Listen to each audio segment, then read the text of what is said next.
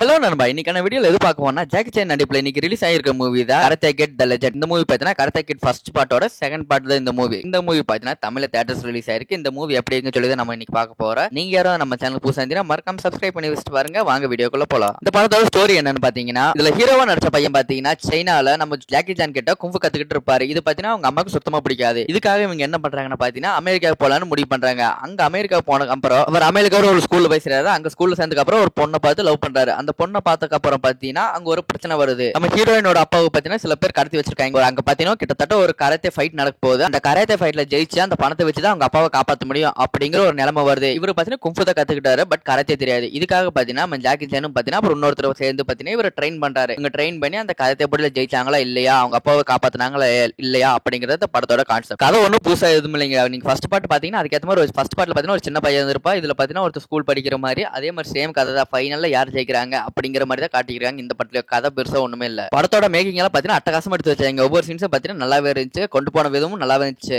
என்ன ஒண்ணு பிரச்சனைனா ஸ்டோரி சிம்பிளா இருந்துச்சு. மத்தபடி எல்லாம் படம் பாத்தீங்கன்னா கொண்டு போன விதமாகட்டும், விசுவலைசேஷன் ஆகட்டும் எல்லாமே சூப்பராவே இருந்துச்சு. இந்த படத்துல ஃபைட் சீக்வன்ஸ் எல்லாம் பாத்தீங்கன்னா கம்மியா தான் வச்சிருக்காங்க. ஃபர்ஸ்ட் பார்ட்ல பாத்தீங்கன்னா நிறைய ஃபைட் சீக்வன்ஸ் இருக்கும். அதுக்கேற்ற மாதிரி கிளைமேக்ஸ் வச்சு முடிச்சிருப்பாங்க. பட் இந்த பார்ட்ல பாத்தீங்கன்னா ஃபைட் சீக்வன்ஸ் எல்லாம் கம்மியா தான் இருக்கு. அதுவும் பாத்தீங்கன்னா பயங்கரமாவே எடுத்து வச்சிருந்தாங்க. ஃபைட் சீக்வன்ஸ் கம்மியா இருந்தாலும் பரவாயில்ல, நல்லாவே எடுத்து வச்சிருந்தாங்க. ஜாக்கி சானோட ஆக்டிங் பாத்தீங்கன்னா பக்காவா சூப்பரா இருந்துச்சு. நீங்க ஜாக்கி சான் மூவிஸ் எல்லாம் எடுத்துன்னு பாத்தீங்கன்னா ஒரு ஃபன் எலமெண்டாவும் சூப்பராவும் கொண்டு போயிருப்பாங்க. ஆக்ஷன் சீக்வன்ஸ் இருக்கு. அதே மாதிரி இந்த படத்துல பாத்தீங்கன்னா சில ஃபைட் சீக்வன்ஸ் எல்லாம் பாத்தீங்கன்னா ஜாக்கி சான் பாத்தீங்கன்னா சில ஃபன் மூவ்மெண்ட்ஸ் எல்லாம் கொண்டாடுறாங்க. அதுவும் நல்லபடியாவே ஒர்க் அவுட் ஆயிருந்துச்சு. அண்ட் ஜாக்கி சானோட ஆக்டிங் பாத்தீங்கன்னா சூப்பராவே இருந்துச்சு. அவரோட டைலாக்ஸ் எல்லாம் பாத்தீங்கன்னா அவ்வளவு அருமையா இருந்துச்சு. அவர் பேசுற ஒவ்வொரு டைலாக் பாத்தீங்கன்னா ஒரு லைஃப் லெசன் சொல்ற மாதிரி சூப்பராவே இருந்துச்சு. இந்த படத்துல எனக்கு ரொம்ப பிடிச்சது என்ன பாத்தீங்கன்னா ஒவ்வொரு கேரக்டர் பாத்தீங்கன்னா சூப்பராவே கொண்டு போயிருந்தாங்க. ஒவ்வொரு கேரக்டர் பாத்தீங்கன்னா வேஸ்ட் பண்ணாம அவங்களோட கதைக்கு ஏத்த மாதிரி என்ன கொடுக்கணுமோ அதை மட்டும் கொடுத்து அந்த படத்தோட நெகட்டிவ்ஸ் என்னன்னு பாத்தீங்கன்னா ஒரு சிம்பிளான ஒரு மட்டமான கதை, ஒரு பழைய காலத்து கதையை அப்படியே திருப்பி எடுத்து வச்சிருக்காங்க. ஒரு புது விதமா எடுத்து வச்சிருக்காங்க. மத்தபடி பெருசா ஒண்ணும் இல்ல. இந்த படத்துல ஆக்ஷன் சீக்வன்ஸ் எல்லாம் ரொம்ப கம்மியா இருக்குது. ஃபர்ஸ்ட் பார்ட்ல பாத்தீங்கன்னா நிறைய ஃபைட் சீக்வன்ஸ் இருக்கும். அந்த ஃபைட் சீக்வன்ஸ் எல்லாம் பாத்தீங்கன்னா அந்த ஹீரோக்கு கேரக்டருக்கு ஏத்த மாதிரி தேவையாங்கிற மாதிரி சூப்பராவே கொடுத்திருந்தாங்க. பட் இதுல பாத்தீங்கன்னா ஃபைட் சீக்வன்ஸ் ரொம்ப கம்மியா தான் இருக்குது. படத்தோட பிக்கஸ்ட் நெகட்டிவ் என்னன்னா பாத்தீங்கன்னா படத்தோட ஸ்டார்டிங்ல 10 நிமிஷத்துலயே பாத்தீங்கன்னா உங்களுக்கு கதை என்னன்னு தெரிஞ்சிடும். இதுதான் நடக்க போகுது, இங்க இப்படி ஆக போகுது, ஒரு பிரச்சனை வர போகுது, தென் இவங்க ஃபைட் பண்ணி அந்த